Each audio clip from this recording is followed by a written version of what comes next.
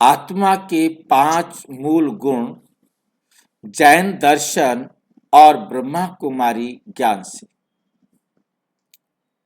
आत्मा के 5 मूल गुण जैन दर्शन और ब्रह्मा कुमारी ज्ञान से।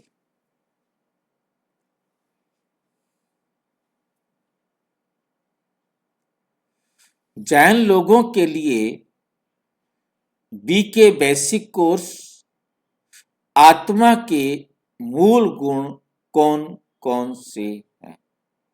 आत्मा के मूल गुण कौन कौन से हैं?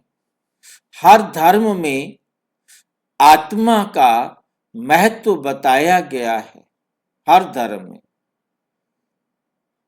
जैन दर्शन में कहा गया जीव का धर्म ज्ञान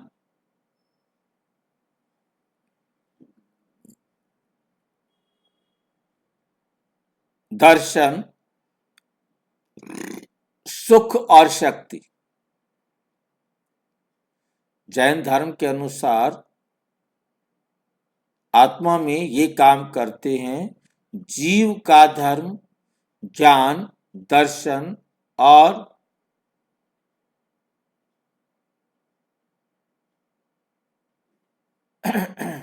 सुख और शांत शक्ति। और ब्रह्मा कुमारी ज्ञान में भी शिव बाबा हमें यही सिखाते हैं। क्या सिखाते हैं? कि आत्मा परमात्मा की संतान है और उसके 5 मूल गुण हैं। मुख्य गुण क्या है उसके? 5।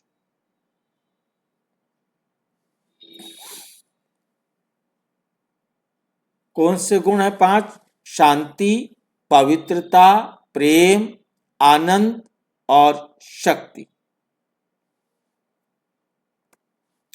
आज हम इन्हीं 5 गुणों को मुरली के प्रकाश में गहराई से समझेंगे। आत्मा का स्वाभाविक धर्म। आत्मा का स्वाभाविक धर्म क्या है? आत्मा का स्वाभाविक धर्म क्या है? कौन बताएंगे? शांति। शांति। आत्मा शरीर से नहीं स्वयं की चेतन स्थिति से पहचानी जाती है। आत्मा को हम शरीर से नहीं पहचान सकते, वो अपनी स्वयं की चेतन शक्ति से पहचानी जाती है। शरीर का धर्म खाना, सोना, बोलना, चलना। पर आत्मा का धर्म क्या है? शांति, प्रेम और पवित्रता। मुरली है 20 सितंबर 2024। बाबा कहते हैं बच्चे, आत्मा का स्वधर्म है शांति। आत्मा का स्वधर्म है शांति। जब आत्मा देह सहित, देह की स्मृति में है, जब आत्मा देह स्मृति में आती है तो अशांत हो जाती है, तो अशांत हो जाती है। उदाहरण, जैसे जल का धर्म ठंडक है, जैसे जल का धर्म ठंडक है, अगर वे उबलने लगे तो अपना धर्म छोड़ देता है, उबलने लगता है, परंतु धर्म को छोड़ता नहीं है। जैसे ही फिर पानी, वातावरण ठंडा हुआ तो फिर ठंडा हो जाता है। जब तक आग के साथ में है तब तक उबलता है, आग से अलग होते ही फिर धीरे धीरे अपनी उसी अवस्था में आ जाता है। ऐसे ही जब आत्मा क्रोध, चिंता या अहंकार में जाती है, क्रोध, चिंता या अहंकार में जाती है तो अपने शांत स्वरूप धर्म से गिर जाती है। आत्मा के 5 मूल गुण हैं। शांति, पीस, शांति आत्मा का पहला धर्म है, गुण भी है और ये आत्मा का पहला धर्म भी है। धर्म कहा जाता है धारणा को, आत्मा की ये धारणा है, धर्म है। जब हम मैं आत्मा हूं की स्मृति में आते हैं तो मन तुरंत स्थिर हो जाता है, तो मन तुरंत स्थिर हो जाता है। शांति बाहर खोजने से नहीं, भीतर अनुभव करने से मिलती है। शांति बाहर खोजने से नहीं, भीतर अनुभव करने से मिलती है। मुरली 15 मई 2024। तुम शांति के सागर परमपिता परमात्मा की संतान हो। तुम शांति के सागर परमपिता परम आत्मा की संतान हो। इसलिए स्वभावते तुम्हारा धर्म भी शांति है, तुम्हारा धर्म भी शांति है।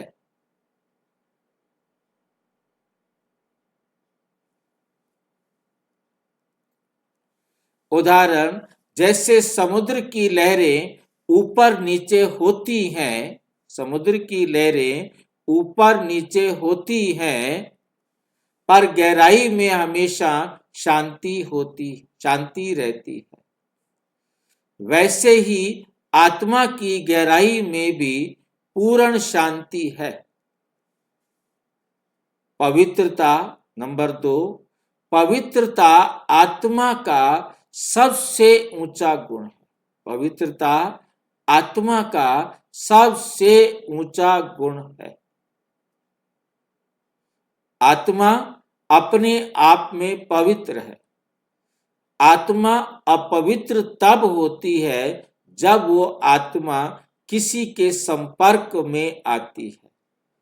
जब आत्मा शरीर के संपर्क में आती है तो अपवित्र होती है।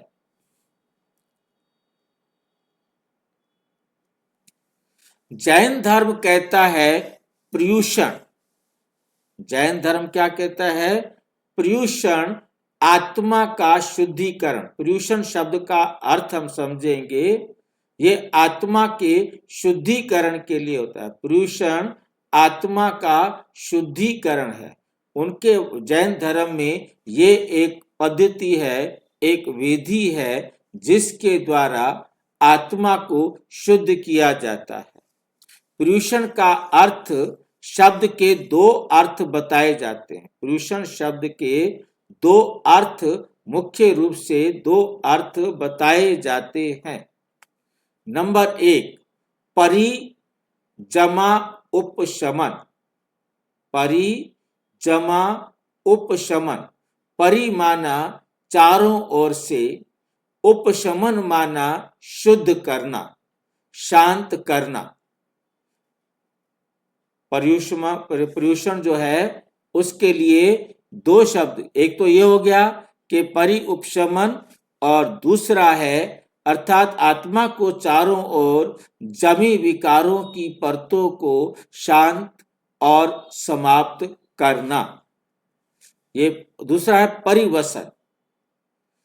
परि माना पूर्ण रूप से और वसन माना आत्मा में निवास करना, पूर्ण रूप से आत्मा में निवास करना।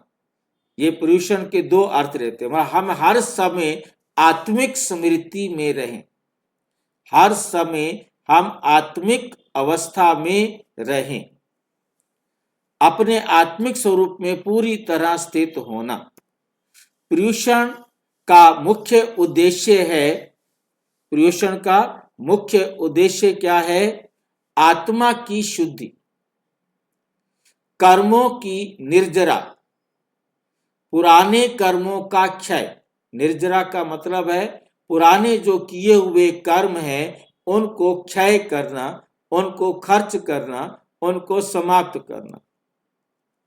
संयम तप और क्षमा का अभ्यास।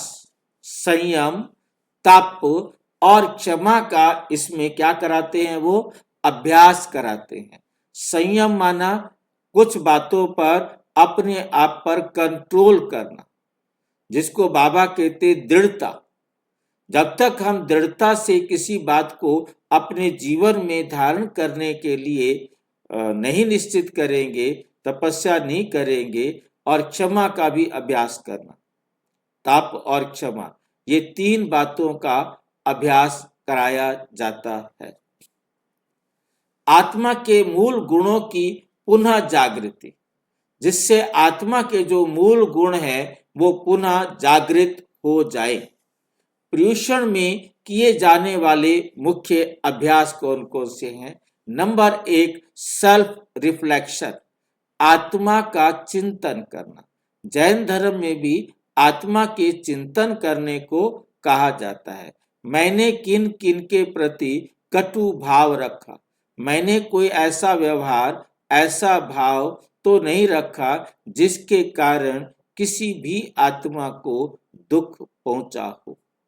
चाहे वो जीव जंतु पशु पक्षी कोई भी आत्मा हो, मेरे कारण किसी भी आत्मा को दुख नहीं पहुंचे।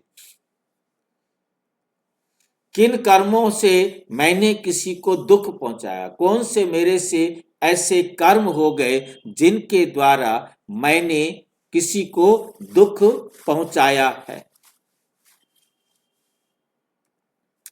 क्षमा याचना, इसको बोलते हैं मिच्छमि दुक्कडम।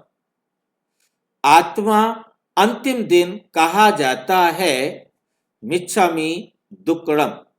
मतलब ये शब्द का अर्थ है मेरे द्वारा किए गए सभी दोष मिथ्या हो, मुझे क्षमा करो।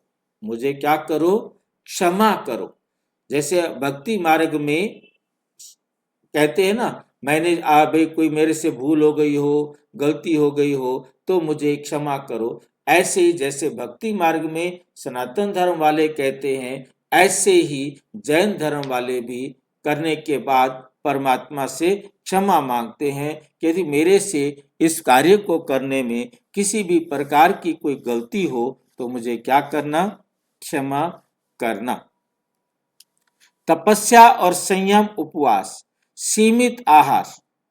उपवास, तपस्या और संयम क्या है? उपवास रखना, उपवास संयम में आ जाता है, तपस्या में आ जाता है। सीमित आहार करना, बहुत ज्यादा खाना नहीं खाना है।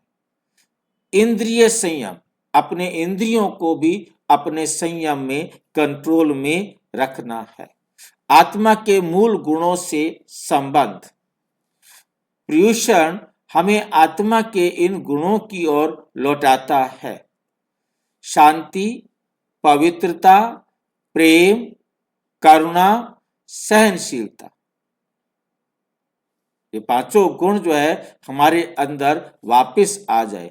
एक सरल उदाहरण, जैसे दर्पण पर धूल जम जाए तो हमारा अपना चेहरा साफ नहीं दिखाई देता, वैसे ही आत्मा पर जब कर्मों की धूल जम जाती है तो उसका असली स्वरूप छिप जाता है। पर्युषण आत्मा की सफाई का समय, आत्मा की सफाई का समय। मुरली 2 अक्टूबर 2024। बाबा कहते पवित्रता ही सच्चा योग है। जितना अपने आप को पवित्र बनाएंगे यही सच्चा योग है। संकल्प करें कि मैं आत्मा भी पवित्र हूं और सब आत्माएं भी पवित्र हैं। बच्चे पवित्र बनो। पवित्रता से ही सुख, शांति और शक्ति का अनुभव होगा। सुख, शांति और शक्ति का अनुभव होगा। उदाहरण, जैसे साफ दर्पण में चेहरा स्पष्ट दिखता है, वैसे ही पवित्र मन में ईश्वर का प्रतिबिंब स्पष्ट दिखता है।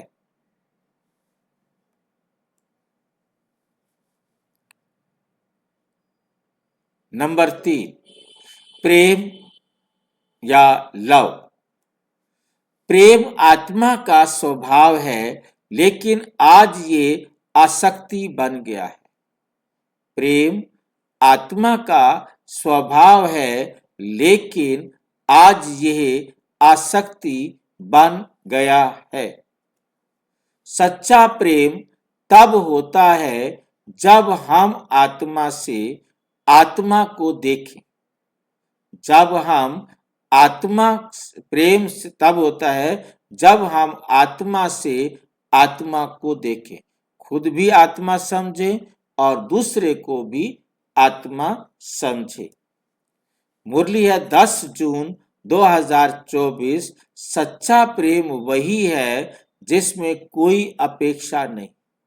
अपेक्षा किसे कहते हैं, कौन बताएगा? अपेक्षा किसे कहते हैं? इच्छा को कहते हैं। हाँ जी, दूसरों के पास इच्छाएं भाई। हाँ, दूसरों से कोई उम्मीद रखना कि हमारे लिए ऐसा करे, दूसरों से चाहना, दूसरों से कुछ भी प्राप्त करने की इच्छा रखना, उसे कहते हैं अपेक्षा। सच्चा प्रेम वो है जिसमें कोई अपेक्षा नहीं कि मेरे लिए वो कुछ करे, नहीं, दूसरे से उम्मीद नहीं रखनी। प्रेम परमात्मा का वरदान है जिससे सबको शक्ति मिलती है, जिससे सबको शक्ति मिलती है। उदाहरण, सूरज सभी पर समान रूप से प्रकाश देता है। सूरज सभी पर समान रूप से प्रकाश देता है, चाहे वे फूल हो या कांटा, चाहे वे फूल हो या कांटा।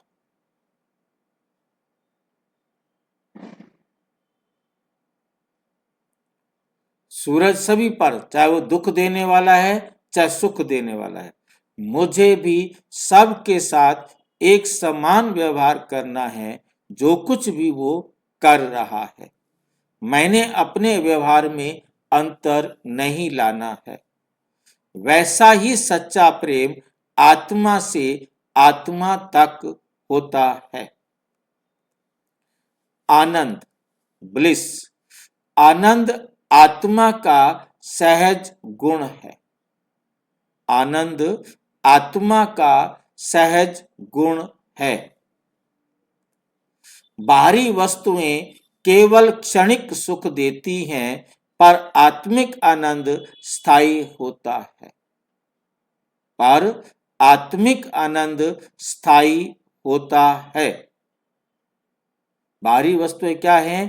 केवल क्षणिक सुख देती हैं, पर आत्मिक आनंद स्थायी होता है। मुरली 29 जुलाई 2024। बच्चे, तुम्हारा असली नाम ही आनंद स्वरूप आत्मा है। बच्चे, तुम्हारा असली नाम ही आनंद स्वरूप आत्मा है। जब देह स्मृति छोड़ देती हो, देह स्मृति छोड़ देते हो, तो स्वभावतः आनंद की अनुभूति होती है। स्वभावतः क्या होती है? आनंद की अनुभूति होती है। उदाहरण, जैसे फूल अपनी सुगंध से स्वयं ही आनंदित रहता है। फूल अपने सुगंध से स्वयं ही आनंदित रहता है, वैसे आत्मा अपने गुणों में रहती है तो सदा प्रसन्न रहती है। शक्ति, पावर। हर आत्मा में 7 प्रकार की शक्तियां निहित हैं। सहन शक्ति, निर्णय शक्ति, सहयोग शक्ति आदि आदि। जब आत्मा परमात्मा से योग लगाती है तो ये शक्तियां पुनः जागृत होती हैं। मुरली 1 सितंबर 2024। बच्चे, तुम शक्तिशाली आत्माएं हो। परमात्मा से योग लगाकर अपनी शक्तियों को भरपूर करो, अपनी शक्तियों को भरपूर करो। उदाहरण, जैसे मोबाइल बैटरी को चार्जर से जोड़ने पर शक्ति मिलती है, वैसे आत्मा परमात्मा से योग लगाकर शक्तिशाली बनती है, योग लगाकर शक्तिशाली बनती है। निष्कर्ष, कंक्लूजन, आत्मा के ये 5 गुण शांति, पवित्रता, प्रेम, आनंद और शक्ति, इन्हें ही पुनर्स्थापित करना राजयोग का उद्देश्य है। इन्हें स्थापित करना राजयोग का उद्देश्य है। और ये राजयोग सिवाय परमपिता परमात्मा के और कोई देहधारी नहीं सिखा सकता, और कोई भी देहधारी नहीं सिखा सकता।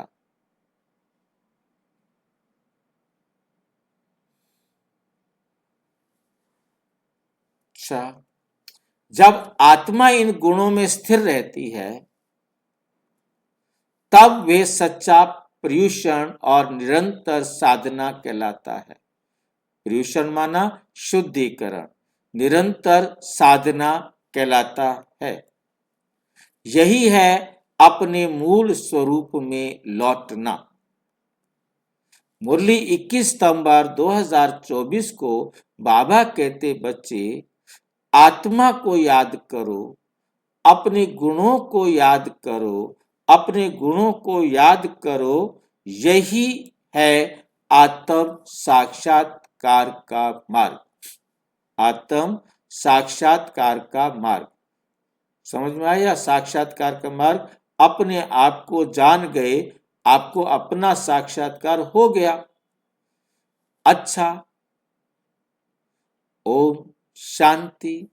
और विस्तार से जानने के लिए प्रजापिता ब्रह्मा कुमारी ईश्वरीय विश्वविद्यालय के किसी भी सेवा केंद्र पर संपर्क करें। और यदि कोई प्रश्न है तो 9213106986 पर केवल टेलीग्राम करें, 9650692270 पर केवल व्हाट्सएप करें, फोन नहीं। ओम शांति।